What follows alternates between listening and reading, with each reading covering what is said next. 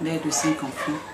Je subis un problème réel avec mon ex-mari, avec qui j'ai fait 5 enfants et j'ai fait 26 ans de vie au mieux. Bon, le mariage traditionnel a traîné parce que j'ai fait mon premier garçon, le seul garçon d'ailleurs parmi mes filles. Et puis ensuite, le deuxième enfant, qui est ma première fille, on a déménagé de la Sikojima-Kori en zone 4. Et c'est là-bas que j'ai fait mon 3e enfant. Son père lui a exigé de m'épouser parce que là, il m'avait laissé dans la maison. Et comme pendant qu'il travaillait, il était retourné à l'ENA pour être administrateur. Et donc quand il a repris, il a croisé une dame là-bas, une administratrice aussi, qui l'a enceinté. Et celle-là, il partait la marier. Pendant que moi, il n'avait pas fait mon mariage coutumier. Son père n'a jamais accepté ça. Il a fait annuler l'autre mariage. Il n'a pas marié cette fille. Et son père a demandé que, après mon accouchement, de me prendre. Parce que j'étais enceinte au moment où tout était organisé. Mais le vieux, vraiment, il est décédé. Mon mari a traîné un peu. Bon, avant que ma fille n'ait un an, on a fait le mariage coutumier. Et il n'a pas fait le mariage civil.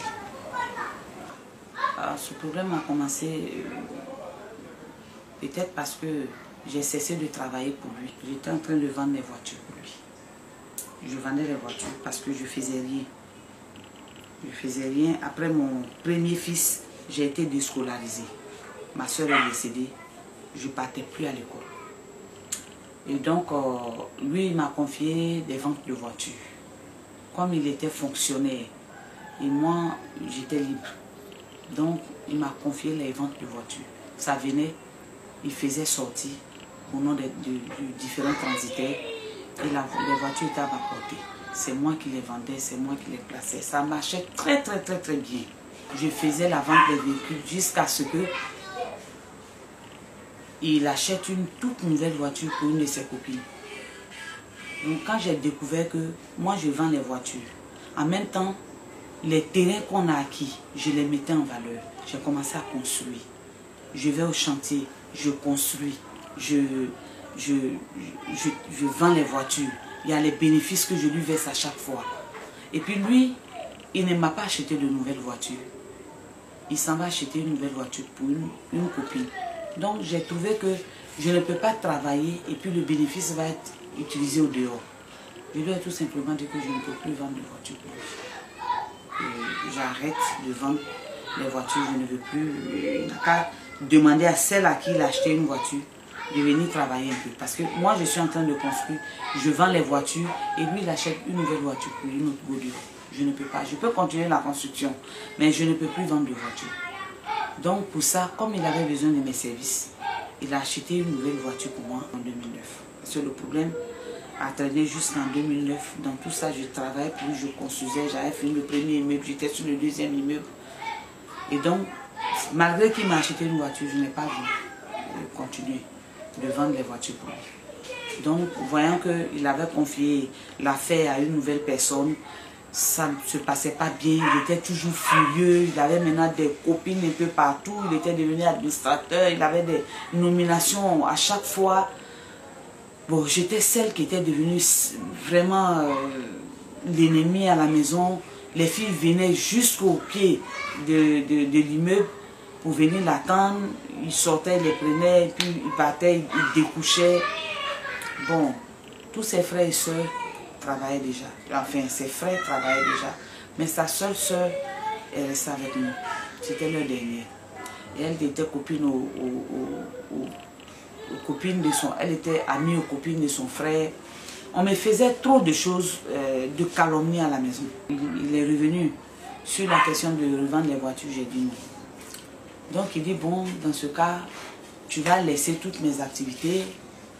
Je vais confier la construction de la maison à mon cousin maintenant, c'est pas la peine. Et même pour mes enfants, quand il s'agissait de faire quelque chose pour mes enfants, c'est à sa soeur. Donc finalement, il a commencé à remplacer auprès de mes enfants la mère que je suis par sa soeur. Quand il y a quelque chose à faire, c'est sa soeur qui voit. Il me parlait de moins en moins. Bon, c'est comme ça que ça s'est détérioré. On a commencé comme ça. Après, il a acheté une villa aux 2 plateaux. On a déménagé là-bas.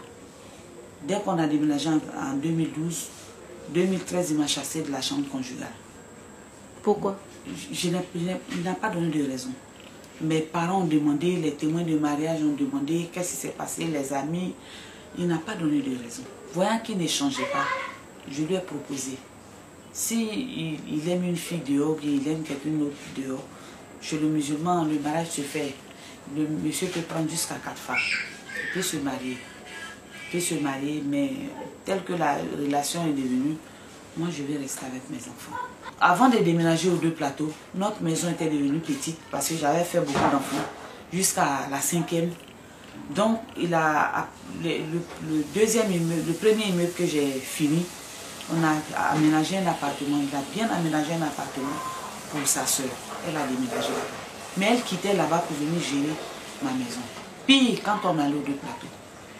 Donc dans cette complicité, pour finir, elle est venue changer mes employés aux 2 plateaux. Le boy, le gardien, le chauffeur. Et puis elle a imposé les siens. Ses cousins venaient à la maison, me faisaient des calomnies. Quand je parle, ils me portent, mais il y a un qui est venu même me frapper à la maison devant mon fils. Et il a même aidé à me frapper. Quand je suis sortie pour aller faire mes courses, il a versé tous mes effets dans la cour. Je reviens, on m'interdit de rentrer à la maison. Bon, il me fait passer des jours comme ça dehors. Parce que... Qui vous faisait passer ces jours dehors? Mon mari. Mon ex-mari. Quand on vivait ensemble. Il vous portait main? Oui, il me portait main. À chaque fois, il me frappait. À chaque fois, il me frappait. Et vous n'aviez jamais porté plainte? Non, mes parents m'en ont toujours dissuadé. Il m'a frappé avec ma grossesse. J'ai été hospitalisée. Mais mes parents n'ont jamais voulu que je porte plainte. Parce qu'on a beaucoup d'enfants. Ils m'ont toujours dit de penser aux enfants. De ne pas... Bon, vraiment, il se calme quand les gens parlent. Et puis après, il reprend. Il se calme quand les gens viennent intervenir. Après, il reprend. Bon, il m'a fatigué comme ça avec sa soeur. Jusqu'à les employés qui étaient remplacés par sa soeur ne suivaient que les consignes laissées par sa soeur. Je n'avais pas droit au salon. Je n'avais pas droit à ma cuisine. Je n'avais pas droit à la cour. J'étais dans une prison, pour finir. J'étais dans une... À chaque fois qu'il me poussait vers l'extérieur, je dis non, on n'est pas mariés légalement. Mais j'ai travaillé aussi pour toi. J'ai travaillé pour toi. Même si je refuse de vendre les voitures, les bénéfices des voitures, je t'en ai donné beaucoup. Parce qu'on vendait beaucoup de voitures par mois. Tu avais plus de 7 millions parfois de bénéfices. Donc, mon travail a participé. Je n'étais pas payée pour ce que je faisais. Je n'étais pas payée. Je pensais à mes enfants parce que les terrains acquis étaient mis en valeur. Et donc, ça m'encourageait à travailler parce que toi-même, tu as dit qu'à chaque fois qu'on aurait des terrains qu'on construisait, c'était pour mes enfants. Donc, il ne faut pas que je pense que c'est un travail bella. Je le fais pour mes enfants. Donc, c'est ce courage-là que j'ai pris. Je construis, je fais tout, tu m'envoies, je vais chercher le gravier, je vais chercher le sable, je suis le chantier, je fais tout. Mais je ne peux pas, tu ne peux pas me jeter comme ça sous la pluie. Donne-moi au moins un appartement, ou bien il faut m'aider, paye ma caution et avance d'une maison. Et puis je vais partir. Si ce n'est pas ça, vraiment ça va être tellement difficile de quitter comme ça. Je quitte, je vais où? Tu me chasses de cette façon, je vais où? Comme on a fait chambre séparée. Tu m'as chassé de la chambre conjugale. Où je suis, il faut me laisser là. Moi, il avait trouvé le moyen de m'affaiblir financièrement. Parce que je faisais le vivrier. Je faisais le vivrier tout doucement, doucement. C'est dans ça que je suis rentrée dans la NACAT. J'ai commencé à faire mon achat dans la NACAT à Ravia. Ça marchait très bien parce que je partais chercher du piment sec et puis d'autres choses là-bas. Et j'ai découvert la NACAT. Quand ma soeur est décédée, j'ai commencé le petit commerce et les affaires que ma soeur m'avait montrées. Ces petites affaires à côté du transit. Donc je le faisais. Et quand lui il est parti à Alena, moi je tenais la maison. parce qu'il n'avait pas assez d'argent. Je le soutenais, donc je ne pouvais pas économiser en fait. Je comptais sur lui pour m'aider en retour. Donc quand il est sorti de l'ENA, on a commencé à mettre en valeur le premier terrain. D'abord, le tout premier, on a été grugé dessus. Le deuxième, le chef de chantier qu'il a trouvé a fui avec l'argent, avec beaucoup de millions. Donc c'est moi qui suis venu maintenant prendre les choses en main, comme il me l'a demandé. Donc en le faisant, j'y mettais de l'argent. Je payais les ouvriers, je payais l'eau, je payais les emplois. Avec mon propre argent. Avec mon propre argent. Les grandes choses, il le faisait, mais les petites choses, je le faisais moi-même. Donc j'ai pris mon fonds pour aller acheter un magasin à Trècheville. J'ai vu un magasin à Trècheville. Je voulais faire du poisson. Du poisson. Je lui ai demandé de m'aider à faire le poisson. Je veux commercialiser le poisson. Mais j'ai besoin d'un local. J'ai vu un local à Trècheville. Il n'a qu'à m'aider à acheter le local. Il a refusé de m'aider à acheter le local. Il me met dehors en 2017. Il me jette dehors en 2017. Et comment? Il m'a frappé. J'ai perdu connaissance. Et Dieu merci, mes enfants étaient là. Pourquoi? À cause du nouveau personnel que sa soeur a amené pour changer, pour remplacer mes employés. La servante qui était là, qui préparait, à qui il a donné ma cuisine, où je n'avais pas accès, dont j'ai fait constater d'ailleurs, ne préparait que la même chose, ne répétait que la nourriture pour les enfants. Parce que monsieur ne mangeait pas à la maison, il ne regardait pas ce que les enfants mangeaient, il s'en foutait, il ne s'était pas contrôlé ce que la servante faisait à la maison. Donc ma grande fille avait passé 3 jours à la maison, elle était malade. Comme moi je préparais dans ma chambre, je faisais la lessive, je faisais la vaisselle dans ma chambre, je faisais tout, je n'avais accès à rien, j'étais au restreint dans ma chambre. Alors donc je ne regardais pas ce qu'il préparait. Quand elle a vu, le jeudi elle n'est pas partie à l'école, jeudi midi elle a mangé la même chose, jeudi soir la même chose, vendredi midi, vendredi soir, elle a pris une pintade que son père avait ramenée le mardi d'avant à la maison. Et elle allait faire frire pour acheter de la ticket. Et puis elle allait déposer dans ma chambre. Mais ce jour-là, moi je n'étais pas là. Je la laisse la clé quand je sors en cas de faim. Il y a toujours un petit bout de nourriture dans ma chambre qu'elle peut aller prendre pour manger. Donc, elle allait déposer dans ma chambre pour attendre que ses soeurs reviennent de l'école. C'est avec la ticket qu'elles ont mangé. Moi, j'avais mangé à Yopougon parce qu'on a organisé une tontine. J'étais la 3e personne à prendre. Quand je suis arrivée avec des canettes pour venir leur donner, elles m'ont invité à manger, j'ai dit je suis rassasiée. Donc elles ont mangé la ticket dans ma chambre avec la pintade. Le matin, comme on avait un chat, elles ont laissé les os dans ma chambre. J'ai ramassé les os pour aller verser dans la gamelle du chat après avoir prié le matin. Donc quand la servante m'a vu renverser les os dans la gamelle du chat, elle s'est mise à m'insulter. Elle était coutumière de ses faits. Donc je n'ai même pas répondu. C'est toi qui as envoyé Jenny de venir chercher pintade alors qu'on t'a interdit. On t'a dit de me laisser tranquille, de ne pas m'emmerder. C'est la servante qui dit ça. C'est la servante qui dit ça. On t'a dit de ne pas m'emmerder. C'est à cause de ça on t'a dit de ne plus rentrer dans la cuisine ici. Faut pas que tu aies venu mettre médicaments dans la nourriture pour donner aux gens ici, pour empoisonner les gens ici. On t'a dit de ne plus rentrer ici. Mais tu trouves toujours le moyen de venir ouvrir le frigo pour prendre des choses ou bien d'envoyer tes enfants pour venir. J'ai dit, je n'ai même pas répondu. Je suis remontée dans ma chambre. Quelque temps après, j'entends ma fille se chamailler avec la servante. J'entendais les 2 voix. Et je suis descendue pour demander à ma fille de revenir. Donc, je t'ai allé dissuader ma fille de ne pas faire de palabre. Et j'ai vu mon mari en bas devant la cuisine. Quand la servante m'a vu descendre, elle dit la voici. Elle l'a envoyé de venir prendre la pintade pour préparer. C'est comme ça, elle m'emmène ici. À chaque fois, les enfants viennent prendre du cube magie. Ou bien elle vient prendre ceci, ou les restes d'oignons pour monter dans sa chambre là-bas. Quand elle veut préparer, qu'elle n'a pas quelque chose, c'est ici qu'elle envoie les enfants pour venir chercher. J'ai dit, je n'ai pas mangé de votre pintade. J'ai mangé à la réunion. Elles sont venues manger dans ma chambre.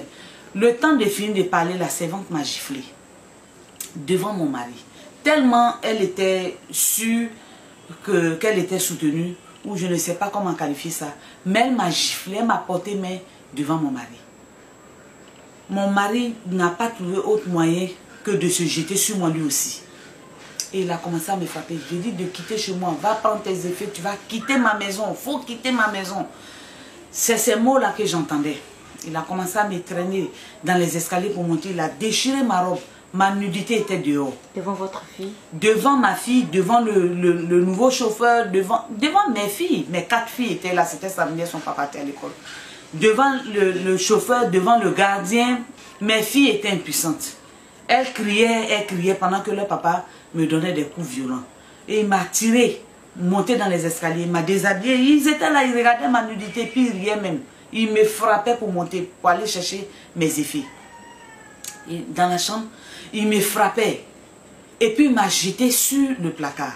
Donc je n'ai plus rien ressenti jusqu'à ce que je me retrouve à l'hôpital. J'avais perdu connaissance.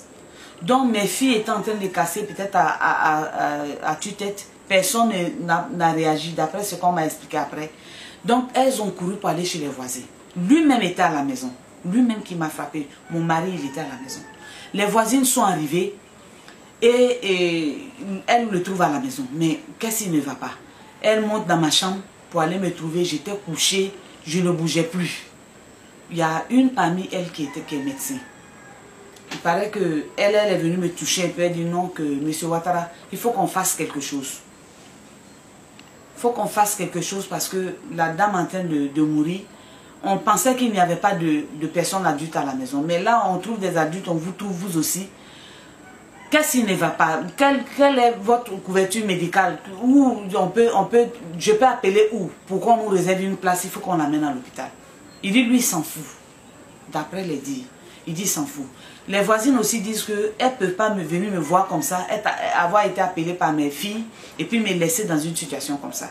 Donc, elles ne peuvent pas aussi me prendre dans leur voiture pour m'amener à l'hôpital. Si je meurs en route, ça va être compliqué pour elles. Donc, elles ont appelé le SAMU. Le SAMU est venu jusqu'à la maison, jusqu'à ma chambre pour venir me chercher. Et il était là.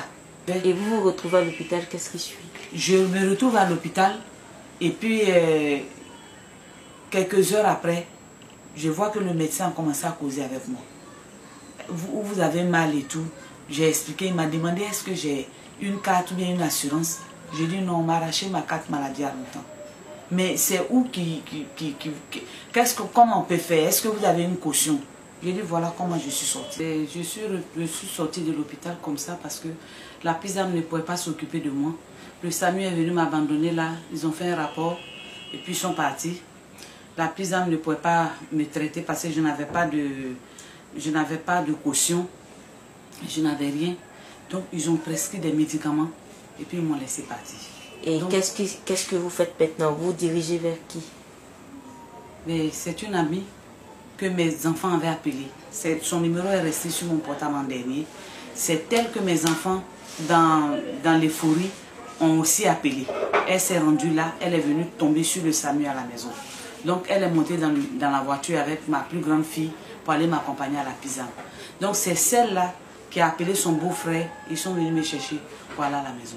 Et la maison où chez votre mari ou bien ailleurs? Non, chez elle même à la maison. Je ne suis plus jamais retournée à la maison. Parce qu'il a menacé de me tuer si je reviens. D'abord, de toute façon, je suis partie dans la petite robe déchirée. C'est là-bas, c'est son deuxième pain qu'elle m'a donné. J'ai attaché sur ma robe quand on sortait de l'hôpital. Je n'ai rien récupéré chez moi. Jusqu'à 1 an, mes parents ont fait des démarches. Les amis ont fait des démarches, les connaissances ont fait des démarches. Il a refusé de donner mes effets. Il dit qu'il ne donne pas. J'ai porté plainte contre mon mari. Quand je vois un avocat, après quand il se rend compte de la personne qui est notre adversaire, la personne se décourage. J'appelle, ça ne décroche plus, je viens, on ne me reçoit plus, ça reste comme ça, je change d'avocat. Jusqu'à ce que je retourne encore au droit de l'homme, j'avais fait tous mes dossiers pour déposer là-bas. Et c'est là-bas que l'Union européenne m'a découvert au droit de l'homme. C'est eux qui m'ont donné un avocat. Ils ont commencé à suivre mon dossier. C'est celui qui m'ont donné. En tout cas, jusqu'en octobre, mon dossier était encore en stand-by. C'est lui qui a pris mon dossier et puis qui a commencé à traiter C'est comme ça que j'ai commencé à voir mes enfants. Parce que mes parents ne voulaient même pas que je parte à la justice. À cause du nombre d'enfants qu'on a, à cause du temps qu'on a passé. De laisser, Dieu l'a fait. Mais je ne voyais pas mes enfants. Je n'avais même pas la possibilité d'appeler à la maison. Quand j'appelle à la maison, mes filles étaient frappées pour ça. Ou bien, en tout cas, la servante qui essayait, tout le monde savait que je ne devais pas parler aux enfants à la maison. Donc j'ai porté plainte pour pouvoir voir mes enfants. La justice a tranché. J'ai eu les samedis. Difficilement, hein, parce qu'ils ont donné ils lui ont dit ce qu'il fallait, de me laisser prendre les enfants un samedi dans le mois, de 10 h et les lui donner le dimanche à 17 h. Il a refusé. Les juges sont partis en vacances judiciaires. Au retour des vacances judiciaires, il a toujours refusé la même décision qu'ils ont redonnée. C'est après ça qu'une ordonnance est sortie pour me donner tous les 4 samedis du mois et puis toutes les premières parties des petites et grandes vacances. Dieu merci, maintenant je vois mes enfants. Là, il n'a pas pu discuter parce que ça faisait maintenant la 3e fois que le juge prenait une autre décision face à mes enfants. Je n'ai pas de domicile fixe parce que je suis menacée. Il me menace, il me fait suivre. Bon, je suis menacée, je suis tantôt chez ma tante, tantôt chez mes soeurs. Je ne dirai pas à l'écran où je me trouve parce que je suis menacée. Donc, pour me donner mes effets même, il dit qu'il ne donne pas. Les effets, où il les avait abandonnés. Quand le juge a donné le verdict pour dire de me rendre mes effets, sinon à compter de la signification, il me paye 200 000 francs d'amende par jour. C'est là son nouvel avocat. Parce qu'il a laissé son ancien avocat à cause de cette histoire d'effet. Il dit qu'il ne donne pas. Donc, comment on appelle là, où il les avait abandonnés, il a dit à des jeunes gens d'aller les chercher pour venir chez son avocat. Donc, les affaires ont été déplacées par ces jeunes gens-là. Lui-même n'était pas là. Ces jeunes gens sont venus avec les affaires dans les cartons déchirés, mouillés, pour venir déposer sur l'esplanade de son avocat. Donc, on a fait, les huissiers ont constaté et tout. C'était pas la peine de prendre tout ce qui est gâté. Ils ont fait des photos, c'est pourri, mes basins sont gâtés, ils ont volé plein de choses dedans. Bon, j'ai laissé là-bas. Je suis sortie avec 4 paires de chaussures, machin, je n'ai plus les trucs dans ma tête, mais la grande partie est restée là-bas. Les gens peuvent les voir dans les constats d'huissier. Et donc, encore mes parents m'ont dit de laisser. Comme il y a trop d'enfants, on a eu 26 ans de vie, c'est pas la peine, c'est Dieu qui donne. J'ai encore croisé les bras. Et j'ai commencé, après ma convalescence, j'ai commencé mes petites activités encore. Cette année, je voulais encore aller réessayer l'ANACAD. Donc, je suis allée organiser mon travail à Boaké. J'ai fait 1 mois là-bas, en train de voir les partenaires, les villageois et comment, pour leur dire que cette année, on va travailler. Organiser mon travail en 1 mois, quoi. Et ils me laissent là-bas encore mon magasin que j'avais acquis. Dedans où je me débrouille avec les conteneurs des gens. Les contenus des conteneurs, c'est soit du riz, c'est soit du couscous, lait ou machin. Quand quelqu'un vient vers moi, je signe un protocole, sur un temps donné, il fait son travail, j'ai un pourcentage dessus. Il envoie des gens, le chauffeur de sa petite soeur, que j'ai très bien reconnu dans les images. Il envoie pour venir défoncer avec des gens, pour venir défoncer le magasin, changer les clés, emporter des effets dans un camion encore pour tout fermer. Il arrive, il se présente en tant que sous-directeur général de la douane, lui, le colonel Ouattara et ça, ce magasin serait à lui. Et qu'il aurait des papiers de ce magasin. Donc il vient vider, il a envoyé des gens pour venir vider et fermer le magasin. Comme le camion ne peut pas tout prendre, donc il revenait.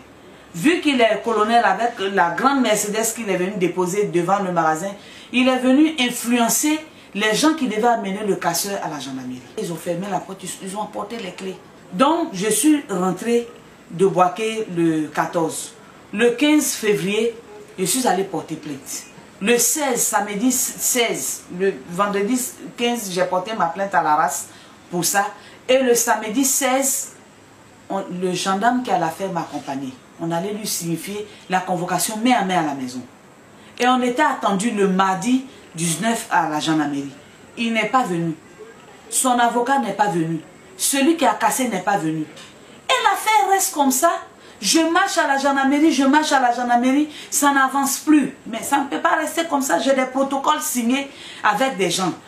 Les conteneurs arrivent, ils doivent mettre leurs effets dedans. Parce que j'y gagne dedans. Donc vraiment, je demande de l'aide. Qu'est-ce que moi j'ai que lui n'a pas? Et puis il va continuer de m'emmerder de la sorte. Qu'est-ce qu'il me veut? Les enfants, il a eu leur garde parce que c'est lui qui a l'argent. C'est lui qui est bien logé. Les gens m'ont aidé. Bon, vraiment, c'est trop compliqué pour moi. Je ne gagne pas maison, je suis menacée, je n'ai pas de domicile fixe. Je ne sais pas qu'est-ce qu'il faut faire. Quand je prends mes enfants, je les amène quelque part, on passe le temps. Le temps que je gagne maison, c'est dans ce labyrinthe-là que je suis. Après 26 ans. Et il ne veut pas me laisser tranquille. Il vient fermer là encore où je gagne un peu. Et pourtant, j'ai la lettre d'attribution à mon nom. Donc je ne sais pas avec quel papier il vient faire ça. Même si je n'avais pas de lettre même. Est-ce qu'il avait besoin de se comporter comme ça? Il me signifie ça par huissier. Je vais dire à l'huissier que ça m'appartient parce que voici mes papiers. Encore, il me dépose à dos une, comme on appelle, sommation interpellative, disant que quand je gérais ces immeubles, j'aurais bouffé 45 millions. J'aurais bouffé 45 millions et qu'il me poursuit pour ça. Pauvre de moi. 45 millions. Mais vous verrez que je dois à une microfinance. J'ai tous les documents pour ça. J'ai 45 millions et puis je dois, parce que j'ai pris de l'argent pour ma coopérative. C'est moi qui me suis porté garant. J'ai pris de l'argent et puis j'ai travaillé. Il m'a embêté. Chaque février, c'est comme ça qu'il fait. Il sait que je fais de la nacade. Donc, il m'embête comme ça. Quand on finit de faire la pré-campagne, il m'embête. Je ne rattrape plus mon argent. Je suis endetté à la fin. Je demande au ministère de la Femme, de la Protection sociale, que je suis dans une situation où j'ai besoin d'aide. Qu'on m'aide vraiment à rendre justice. Parce que de mes 5 enfants, mon premier garçon a eu le bac. Il voulait rester ici pour faire ses études universitaires. Par m'as-tu vu, il voulait que l'enfant parte aux États-Unis. Il a pris mon fils pour aller le jeter là-bas, avant de venir me frapper. Et il a abandonné l'enfant. Sans billet d'avion pour qu'il revienne, il l'a laissé comme ça pour compte. L'enfant est resté là-bas. Il ne va plus à l'école, il se débrouille. Moi aussi, je me cherche ici, il a abandonné l'enfant. Moi-même, j'ai cherché à savoir qu'est-ce que l'enfant fait pour mériter ça de son papa. L'école m'a répondu. L'école a amené un document disant que c'est pour un payé de scolarité. C'est pas facile. Vraiment, je fais cette interview pour que tout le monde puisse être saisi de l'affaire. Ange Kessi, même le président de la République, je veux la paix. Parce que moi, je ne suis pas une feignante. Je travaille, je me débrouille pour travailler. Mais il m'a tout gâché. Mes parents m'ont dit de laisser. J'ai laissé. Mais lui-même ne veut pas me coller la paix. Il prend des loupas pour venir casser mon magasin. Ils me suivent partout. Alors que moi-même, je n'ai même pas encore une maison. Les démarches ont fini de bouffer. Chaque fois que je vais visiter une maison, je paye 5 000. J'ai quoi pour subir tout ça? Ça fait 6 mois que je cherche maison. Même si on n'est pas marié légalement. Quand même, le droit est là pour établir certaines choses. Je peux au moins avoir la paix. On est déjà à la justice. La chose peut se faire tranquillement là-bas. Quelle force moi j'ai face à lui et puis aller le provoquer? Quand il parle de 45 millions, il n'a qu'à donner. J'ai donné des reçus à tous les locataires. Je n'ai rien fait en cachette. Vraiment, je suis emmerdée. Il a l'argent, il a une bonne situation. Je ne l'emmerde pas. Quel argent lui n'a pas pour aller se trouver une femme bien ou machin? Et puis il veut m'emmerder comme ça. Je ne peux pas travailler dans la quiétude. Je ne suis même pas logée. Je cherche maison jusqu'à présent. Je n'ai pas eu de maison. Tout ce que je gagne, 250 000, 200 000. Je ne peux pas prendre une maison de 200 000.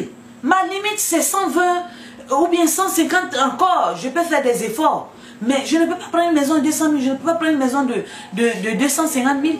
Pourquoi? J'ai mes enfants qui viennent me voir. Je ne veux pas de sudé aussi.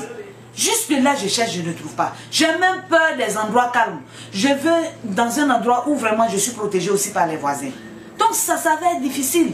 Dans ça encore, je ne peux pas m'absenter un peu pour aller travailler puis revenir. Je n'ai pas la quiétude. Pourquoi? Donc vraiment que justice soit faite. Que justice soit faite. Qu'il me colle la paix et qu'on fasse les choses à la justice. Il m'a dit que ça n'ira nulle part. Il m'a dit que ça n'ira nulle part. C'est pour ça, quand le SAMU m'a jeté à l'hôpital, il m'a laissé là-bas prendre un gros camion pour ramasser mes effets, puis il a refusé de donner. C'est parce qu'il sait que mes parents sont faibles. Il sait que mes parents sont trop portés sur la religion. Et puis il regarde les enfants. C'est pour ça qu'il a fait ça. Sinon, il ne pourrait pas se permettre. Quant à toute cette histoire, je demande de l'aide parce que les procédures, il se fait tellement confiance. Je ne dirais pas que à la gendarmerie ou alors à la brigade de recherche, les gens ne font pas le travail. Mais je peux confirmer qu'il est trop sûr de lui parce qu'il me l'a dit. Il dit ça n'ira nulle part. Et voyant qu'il est colonel, voyant qu'il a de l'argent, il a de la force. Alors que je sais aussi que des lois ont été quand même votées pour que les femmes aient la paix dans leur foyer. Ou bien qu'il y ait la paix, même s'il y a une séparation. Des violences, on a dit de ne pas faire de violence à la femme. Lui m'en a fait. Et encore il continue. Je veux que ça cesse. Je veux la paix. Et j'ai porté mes plaintes. Je veux un aboutissement. Je veux un aboutissement normal de toutes mes plaintes. Voilà. Et j'ai les preuves de ce que je dis. Merci.